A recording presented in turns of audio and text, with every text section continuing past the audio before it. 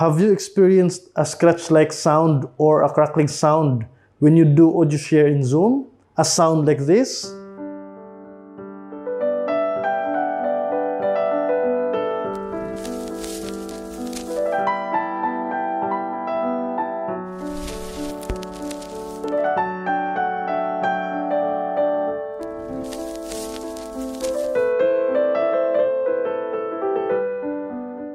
If you do, then bear with me and we're going to remove it, okay?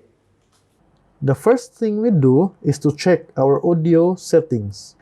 Go to your camera icon, click this one, and then click video settings. Next, click the audio. Okay, here. Suppress background noise. You can also select the auto, but as for me, I prefer to select the low faint background noises. And then next, music and professional audio. You should check this one and everything will be checked. High fidelity music mode, echo cancellation, and stereo audio. Okay, and then here is just okay, click advance. So everything is auto. And then click back. And also, please don't check this automatically adjust microphone volume, okay? It should be unchecked. And if everything is okay here, click close.